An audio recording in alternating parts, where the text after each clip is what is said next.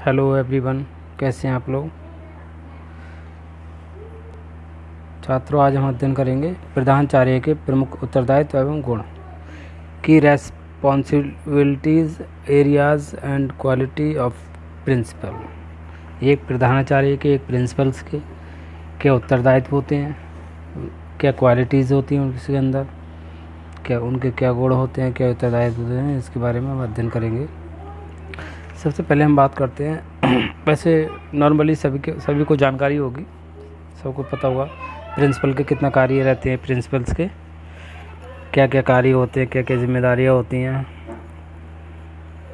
और किन किन कार्यों में उसकी विशेष भूमिका होती है, कर्तव्य क्या क्या होते हैं, क्या गुण होने चाहिए, ये सब के बारे में आपको जानकारी है। फिर भी चलिए अध्ययन करते हैं। पहले हम बात करते हैं रोल ऑफ प्रिंसिपल्स। प्रधानाचार्य की भूमिका क्या है। प्रधानाचार्य को शैक्षिक प्रक्रिया की एक तरीके से रीढ़ की हड्डी माना जाता है, एक धुरी माना जाता है। जिस धुरी पे एक पहिया घूमता है, ठीक उसी प्रकार एक संस्थान का, एक कॉलेज का जो प्रिंसिपल है वो एक शैक्षिक जो प्रक्रिया है, एजुकेशन प्रोसेस है, उसको धुरी माना गया है। वह एक नेता के रूप में कार्य करता है, संगठन के उद्देश्यों की प्राप्ति हेतु निर्देशन देता है और कभी कभी स्वयं शिक्षक की भूमिका का भी निर्वहन करता है। इसके अनेक उत्तरदायित्व होते हैं। उसकी भूमिका विविधतापूर्ण होती है।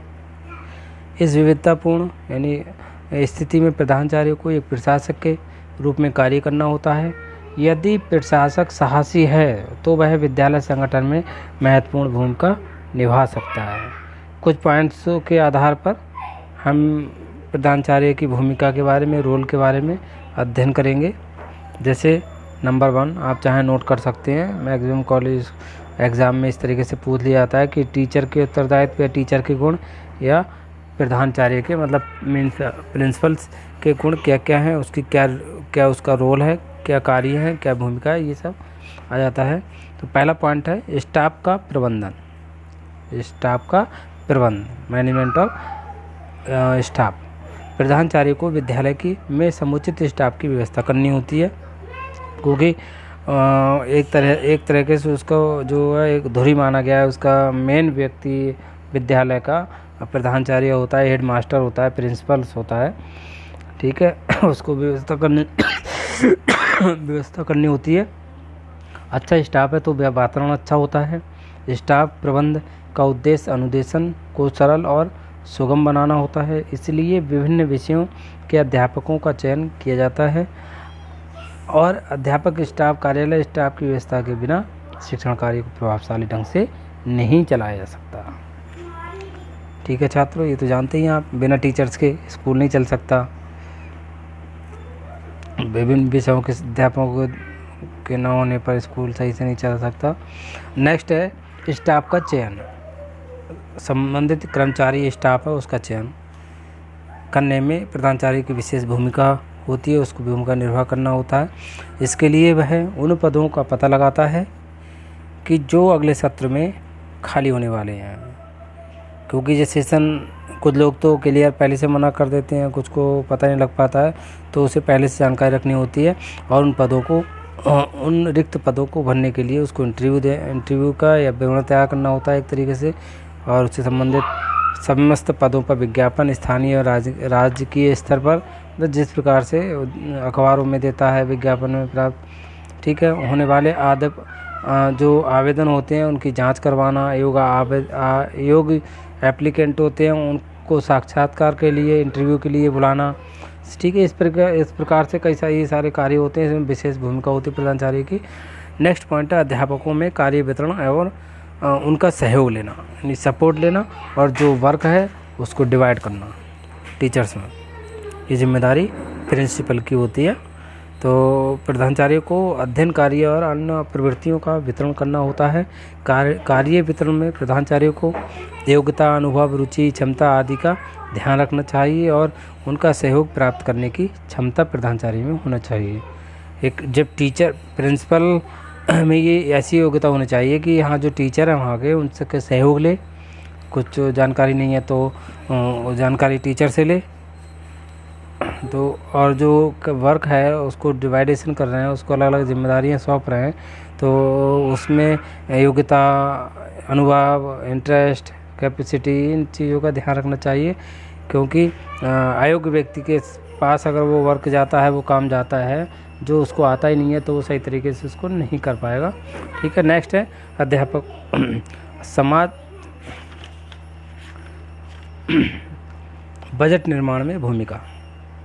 बजट निर्माण की अगर हम बात करें तो विद्यालय को जो सुविधा संपन्न बनाना, उसे नई दिशा प्रदान करने के लिए विशेष साधनों की आवश्यकता होती है।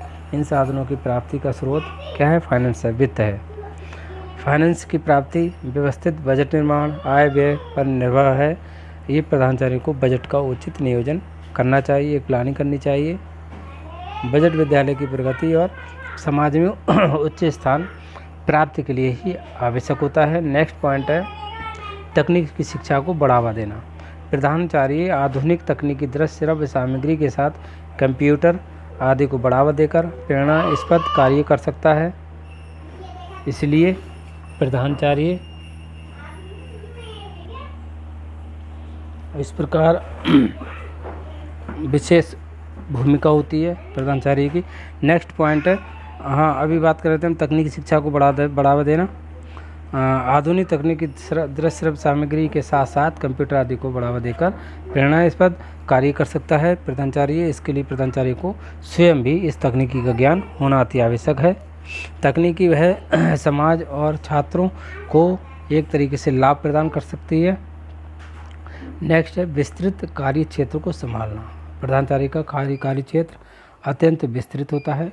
उसे विद्यार्थियों, अभिभावकों, शिक्षक, समुदाय, स्थानीय समुदाय के व्यक्ति, अन्य संस्थाओं के संस्था प्रधान यानी शिक्षा बोर्ड, राज्य के शिक्षा विभाग, मतलब संबंधित डिपार्टमेंट आदि व्यक्तियों से संपर्क रखना पड़ता है। ठीक है, इस तरीके से बहुत सारे वर्क रहते हैं, बहुत सारे कार्य रहते हैं जिनकी जिम्मेदारी है प्रधानाचार्य की होती है। इसमें विशेष इसकी भूमिका होती है, विशेष रोल होता है। ठीक है छात्रों, प्रधानाचार्य शैक्षिक प्रवृत्तियों की भांति शैक्षिक प्रवृत्तियों का आयोजन कर विद्यालय को प्रगति के पथ पर अग्रसर कर सकता है। जब प्रधानाचार्य ही अनपढ़ होगा तो वो क्या संस्था को आगे बढ़ाएगा, क्या विद्यालय की प्रगति के पथ पर कार्य करेगा और छात्रों की क्षमता, रुचि, कार्य अनुभव में सुधार कर सकता है। इन प्रवृत्तियों में साहित्यिक, सांस्कृतिक प्रवृत्तियाँ, वाद विवाद, विद्यालय पत्रिका, इस तरीके से बहुत सारी प्रवृत्तियाँ, विद्यार्थी परिषद, सहकारी समिति, बैंक, रेलवे और रुचि कार्य में अगर हम बात करें चित्रकला, फोटो आदि उचित रूप में संचालन करने में प्रधानाचार्य की प्रमुख भूमिका होती है।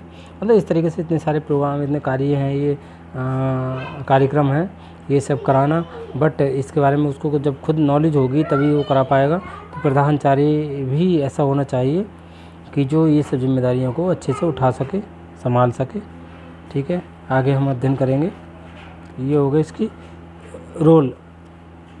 और भी पॉइंट है बहुत सारे इसमें, शैक्षिक प्रवृत्तियों के संचालन में भूमिका है ना, नवाचारों एवं अभिनव कार्यों को अपनाना, नए जो वर्क, नई जो पॉलिसी के बारे में बात करते हैं, एजुकेशन पॉलिसियाँ बनती हैं उनके आधार पर कार्य करना, समय पर प्रशिक्षण देना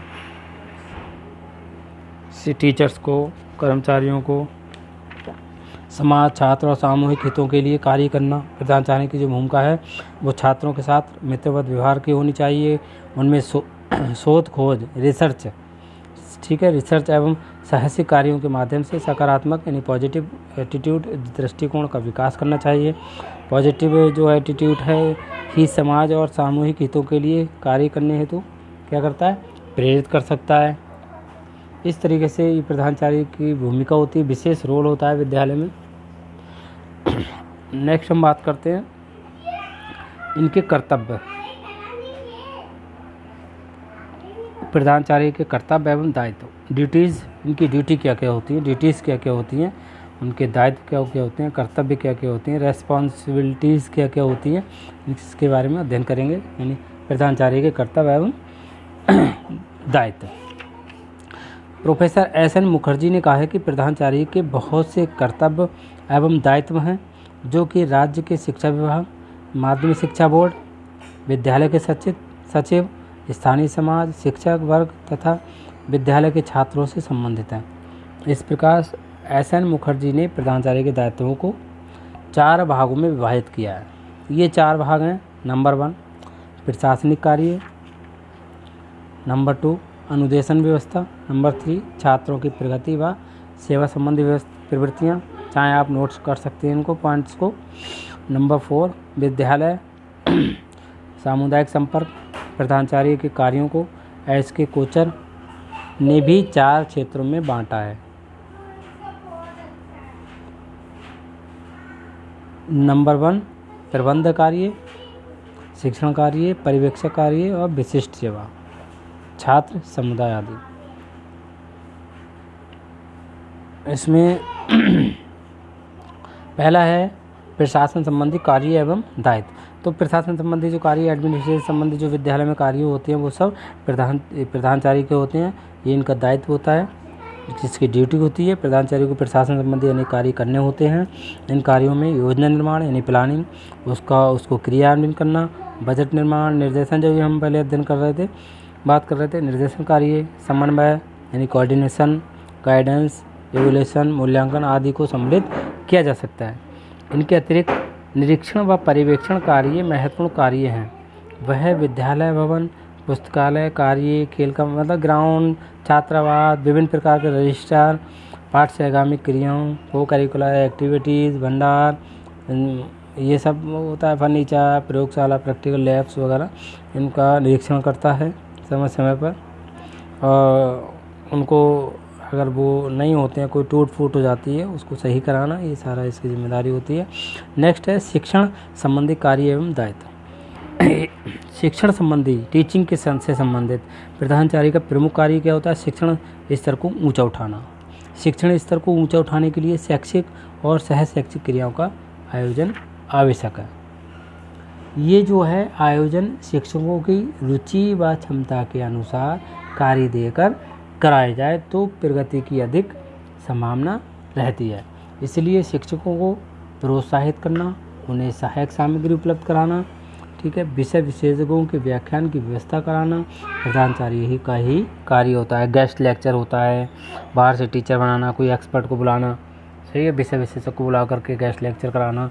तो इस तरीके से शिक्षण से संबंधित जो भी समस्याएं हैं कार्य है, चयन सामग्री है, उनकी पूरी व्यवस्था करना, विचार गोष्ठी कराना, विचार गोष्ठी मतलब कॉन्फ्रेंस कराना, सेमिनार्स कराना, ठीक है, वर्कशॉप कराना, ये सब इसकी जिम्मेदारी होती है। बट प्रिंसिपल को जब पता ही नहीं है कॉन्फ्रेंस होते क्या है, सेमिनार होता क्या है,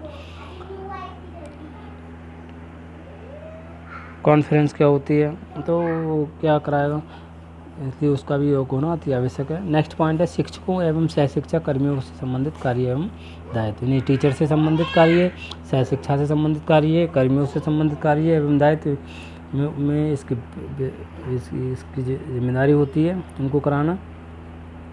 टीचर्स को अन्य कर्मचारियों के प्रति दायित्व है कि इनमें उचित तालमेल, कोऑर्डिनेशन बैठाए। ऐसा नहीं है कि पॉलिटिक्स करे, वहाँ पर एक से दूसरे की बुराई कर रहा है। ये अगर कहीं कुछ समस्या आ रही है, किसी में आपस में व्यवहार में कमी आ रही है, तो वो प्रिंसिपल साथ में मीटिंग करे, मीटिंग करने के बाद उनको सबको इकट्ठा करे, ठीक है, उनमें जो मनभेद हैं उनको दूर करे, उनके साथ मित्र व्यवहार करे। मित्रवत मतलब एक फ्रेंड जैसा व्यवहार करे, शैक्षिक योग्यता के अनुसार कार्य कराए, है ना, जिसके पास जैसी क्वालिफिकेशन है उसके अकॉर्डिंग वर्क दे, कार्य दे, जैसे हम पीछे बात कर रहे थे। शिक्षण संबंधी समस्याओं का समाधान करे, शिक्षण की नवीन विधियों के बारे में जानकारी प्रदान करे तथा योग्य अनुभवी कुशल शिक्षकों की नियुक्ति करे, ये सब इसका कार्य है। नेक्स्ट छात्रों से संबंधित कार्य एवं दायित्व। स्टूडेंट से संबंधित बहुत सारे कार्य रहते हैं। डिसिप्लिन का ध्यान रखना, उनकी शिक्षा, जो बच्चों की शिक्षा है वो उनको प्रदान करते समय बाल मनोविज्ञान का ध्यान रखें, ठीक है, चाइल्ड साइकोलॉजी का ध्यान रखना अति आवश्यक है। छात्रों का सर्वांगीण विकास करने में कोई बाधा ना आए, इसको ध्यान में रखते हुए उनसे संबंधित जो भी सामग्री है उसको इकट्ठा करे, उनकी समस्या को दूर करे, ये सब है। प्रधानाचार्य का एक ये भी दायित्व होता है कि वह छात्रों से प्रेम पूर्वक या पिता पुत्र जैसा व्यवहार करे, उनमें स्वतंत्रता, समानता, न्याय की भावना करें, ठीक है, ताकि ये नहीं है बच्चों से जो है छात्रों से स्टूडेंट को ज़रूरी नहीं कोई सभी स्टूडेंट आके वहाँ पे नमस्कार करें सुबह शाम, है ना। तो वहाँ पर टीचर प्रिंसिपल को ये ध्यान रखना होता है कि छोटी मोटी बातों पे छोटी गलतियाँ होती हैं उनको इग्नोर करें, पर्सनल टॉर्चर ना करे छात्रों को। ये नेक्स्ट है समाज व विभागों के प्रति कार्य एवं दायित्व। तो सोसाइटी किससे संबंधित तो अच्छे बहुत सारे दायित्व हैं अभिभावकों के प्रति, पेरेंट्स के प्रति, स्टूडेंट संबंधित कोई समस्या है पेरेंट्स मीटिंग कराए, समय से कोई समस्या है छात्रों की प्रगति संबंधित उनको पेरेंट्स को अवगत कराए, उनको बताएं। ये इस तरीके से बहुत सारे कार्य हैं, बहुत जिम्मेदारियां हैं। विद्यालय की विभिन्न क्रियाओं का संचालन एवं मूल्यांकन संबंधी कार्य एवं दायित्व, ये भी एक मेन पॉइंट है। इसमें इसका दायित्व है कि बालकों के सर्वांगीण विकास के लिए विविध क्रियाओं का आयोजन करें। इन क्रियाओं के मतलब ऐसी एक्टिविटी करें कि जिसके अंतर्गत बालक की रुचि, आयु, आदतें, है ना, ये सब सामाजिक संवेगात्मक स्थिति, मानसिक स्थिति का ध्यान रखकर बाल संघ, बाल सभा, बाल समिति मीटिंग होती है, कॉन्फ्रेंस, इस तरीके से बहुत सारे प्रोग्राम होते हैं आदि का निर्माण करना चाहिए, ताकि समय समय पाठ्यक्रम क्रियाएँ, खेल कूद है, भाषण कला है, लेक्चर है, वाद विवाद है, डिबेट, इस तरीके से निबंध प्रतियोगिता है, कवि सम्मेलन है, गोष्ठियाँ आदि का आयोजन करना चाहिए। कुछ विशेष क्रियाएँ जैसे बालचार, एनसीसी, है ना, एसीसी का स्काउटिंग, गाइडिंग, इससे क्या नेतृत्व की क्षमता, सामाजिकता, सहयोग, धैर्य आदि गुणों का विकास होता है। ये इसकी जिम्मेदारियाँ हो गई, ठीक है। एक नज़र हम डालते हैं इसके कार्यों को। इसके जो कार्य हैं